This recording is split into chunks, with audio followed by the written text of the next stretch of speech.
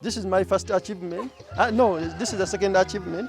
At first, I bought a motorcycle. Meet Bsix, the passionate local poultry farmer based in Uganda, whose humble journey began with a small temporary chicken house and a dream. I started from here. I started with 100-day-old chicks. This is the first house I constructed. This is a temporary house. But his journey wasn't always rosy. He left for Dubai chasing big promises, only to face harsh realities and betrayal. Somebody told me that if you give me 5M, I can take you to Dubai, then you get jobs. But when I went to Dubai, that person disappointed me. While working as security in Dubai, one YouTube video changed everything. As I was watching a certain video on YouTube, I landed to a Kenyan guy. So that Kenyan guy inspired me to start local poultry farming. From thousands of miles away, he started his poultry farm, paying for training, building a structure, and planning his future from Dubai. I told my wife to go and study more about local poultry farming. Then after studying, we came back and constructed a chicken house. Why poultry farming? I wanted something that I can start with and it can multiply faster. So I looked at multiplication. Is the reason as why I started poultry farming, local poultry farming. And these birds are very easy to keep. They are hardy, they can eat whatever you have. So their way of feeding is very easy. Where did this passion come from? The passion of keeping these birds came from a Kenyan guy. Oh, Kenyan? A Kenyan guy. Okay. The guy was a graduate. He had graduated. He tried to look for jobs from Nairobi city, and eventually he failed to get jobs. So he returned back to his dad and he told him, "Dad, I want some capital to start up a business in Nairobi city." Then the dad told him, "I don't have money for you, but I can only give you some birds, then you start with those birds." The dad promised to give a boy that graduate 3 hens and 1 cock, and he told him to start with those birds. So by the time I saw that video of the Kenyan farmer, he had 2,000 birds at the farm, locals, purely locals. For them, they call them kenyeji. Yeah, kenyeji. So when I watched that video, I got inspired. I said, if this guy started with 3 birds, 3 hens and 1 cock, those are 4 birds. What if I start with 50 hens? I should have hosted him on the channel like some time back because he's one of the most fundamental local poultry farmers in the industry. Something exciting is that he was able to achieve this great achievement. Of course, owning a car is not for everyone, you know, but he did this within just a year, and that's so inspiration. Bsix, yes, welcome to my channel. Thank you so much for hosting me. Thank you so much for visiting us. We are Bsix Local Poultry Farm, located at Mende, Kalimawakiso. So the story started from this poultry house. Okay. This was my start. I started from here. I started with 100-day-old chicks. So this is the first house I constructed. This is a temporary house. I always How much did it cost you to construct it? For me, it costed me 400 to 500 because, you know, it has some, you'll see how I construct. I did not have enough money to construct beautiful houses. So these birds don't need a lot of money to construct houses, provided you give it shelter and even security. Yeah, even security. So I use these ones to construct the house. This is my first house and I love it and I like it so much because everything started from here. Now you watched this video of this gentleman, this graduate, this Kenyan graduate. So which kind of breed did you choose? First I chose locals. For last week, locals. These are local birds like the way you see them. And the reason as why I chose these locals is because they can be kept by anybody because they don't eat much. They don't need a lot of concentrates. You can keep them in any way. Tell us about your journey to Dubai and how did you come back? I went to Dubai. Somebody told me that if you give me 5M, I can take you to Dubai, then you get jobs. There are jobs that you will be earning 2M per month. So I decided to go to Dubai for greener pasture. But when I went to Dubai, that person disappointed me. What he told me is not what I found in Dubai. You know, somebody telling you that you will be earning 2.5M per month, then when you reach there, there are no jobs, you have to look for jobs. Then when you get those jobs, you have to pay to get a job.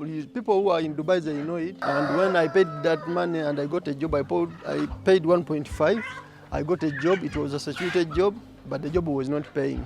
We could work, but they could not pay us very well. That's one of the reasons why I decided to come back. If a friend of yours came to you right now with 7 million, 7 and million they want cash. cash, and they want you to give them advice, or you choose for them between going to Dubai and staying. I would advise that person or my friend, don't go to Dubai, just come and start local poultry farming. Because that 7M cash is a very big capital to start a local poultry farm, and you can gain much in that farm. If you have a starting point, we mean a place where you can construct a chicken house and you start off. So if somebody has a starting point land or anywhere you can start from, I would advise that person to come and we start local poultry farming. What do you think is the major reason why most of the youths are insisting on going to Dubai? We the youth, we need to get rich faster. But if you can at least be patient and you suffer for some time here in these buds when you are keeping local poultry for at least 7 months, somebody will only suffer for 7 to 5 months. Because at 5 months you will sell off the cocks and then get back some money. Let me say you invested in 5M into this business as starting capital. Then at 5 months or 4 months you will sell off the cocks. Then you bring back some money like 3M. I use this one as an isolation room. So when a bird gets some problem, I keep it here for some time. When it gets okay, I put it back into its house. So where did you brood your first batch from? From here? No, from my first batch, I brooded it in the other house. I have a house. It was there already? It was there already. So I brooded in the house, in those rooms. If you have some money or you have some money, you can start with whatever you have. For me, I started in those rooms. Those rooms were not mine. My sister gave me those rooms for some time, and I brooded from those rooms. After brooding from those rooms, then I transferred the birds to this house. So somebody can start with what he has, because this business is very profitable. Now you see, I add this structure. Now I have a brooder room, and it's very big. I use it to brood 1,000 birds from day one up to 1 month. So this business is profitable. You can start with a small, then you construct another house. Share with us, how do you ensure proper management of your poultry farm? First, for me, I work with my family. First of all, I have my wife. She's that person who loves birds most. Then I have my sister also.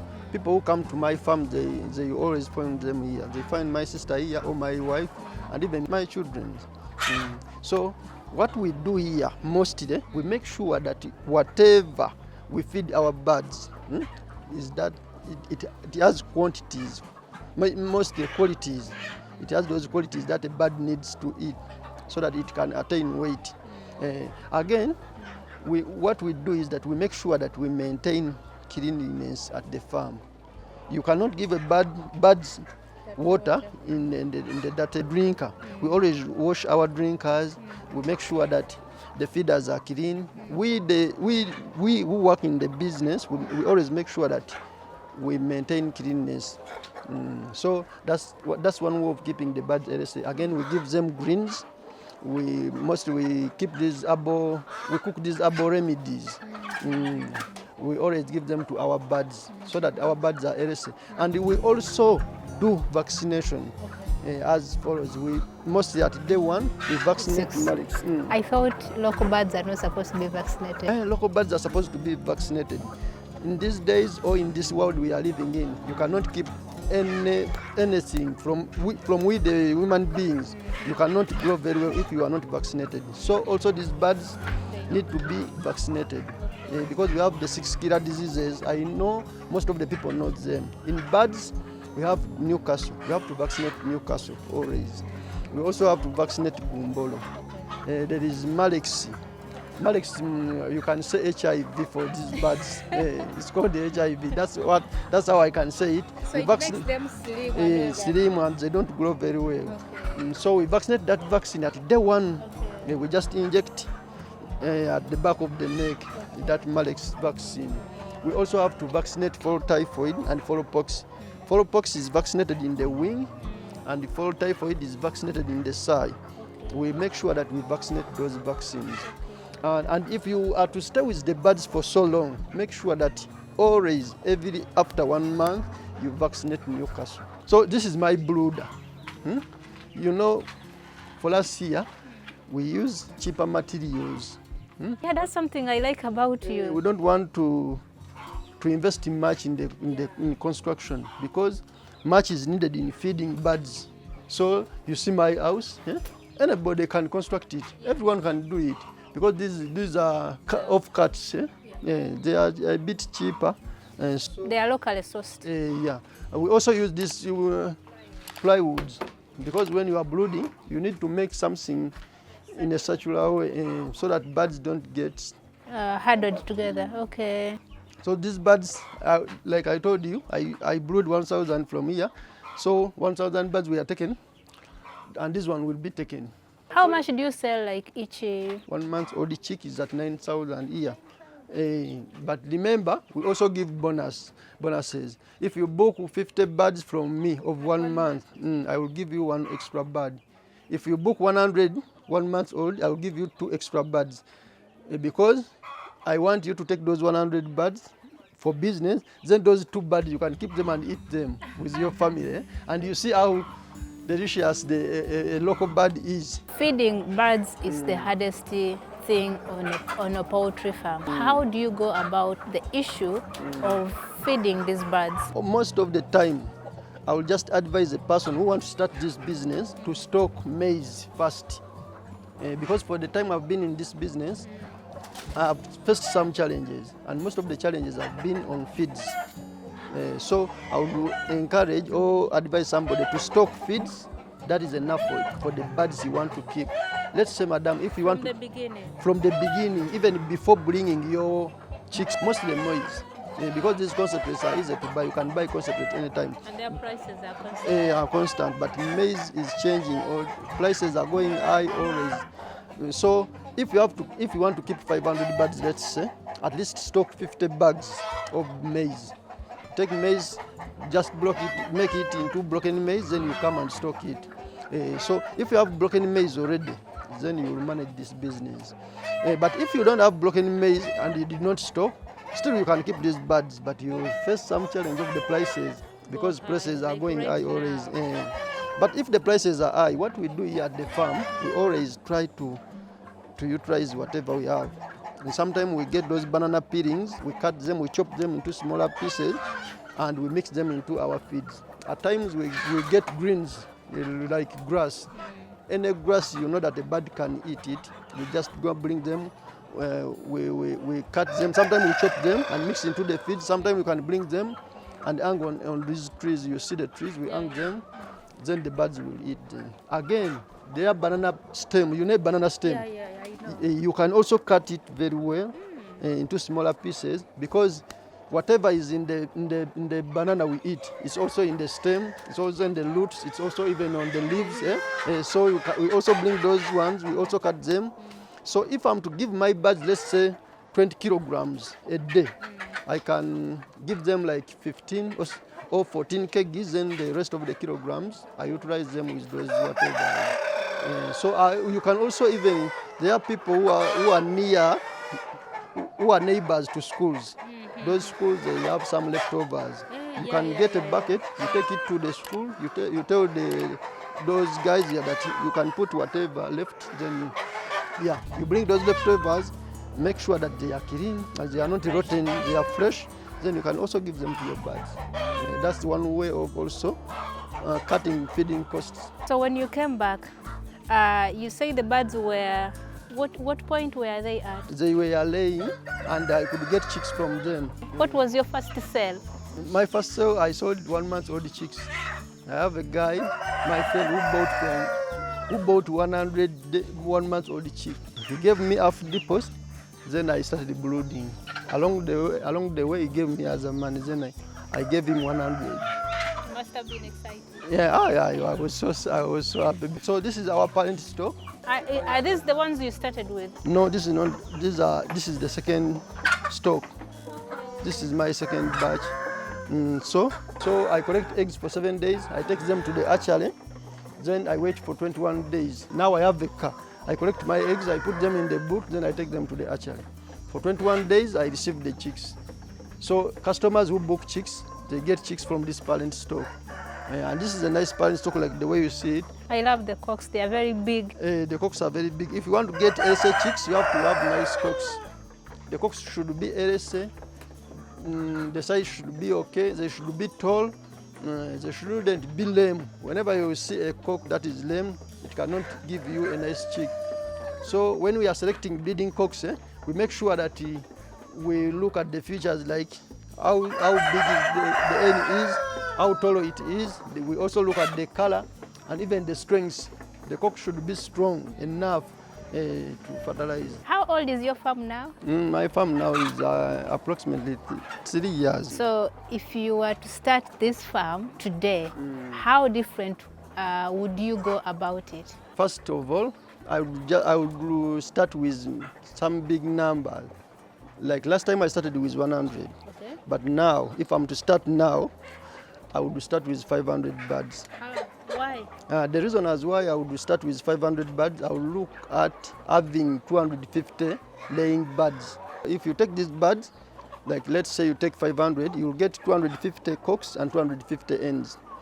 So I would start with 500 and targeting to get 250 hens, laying hens, so that I can get more chicks every week. Again, if I'm to start now with 500, I would first stock my maize, mostly maize, because I don't want to get stuck along the way. Did you get stuck along the way? When I started with 100, at a certain point I got stuck because I did not have money.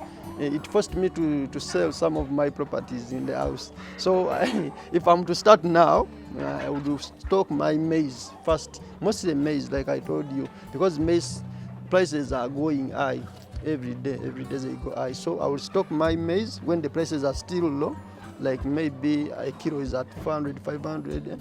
I stock my bags of maize that can take me up to maturity. How important is it to start with a bigger number in poultry farming? Because if you hear most of poultry farmers, they will say, oh, start with a small number so that you can learn. And here you say it's better to start with a big number.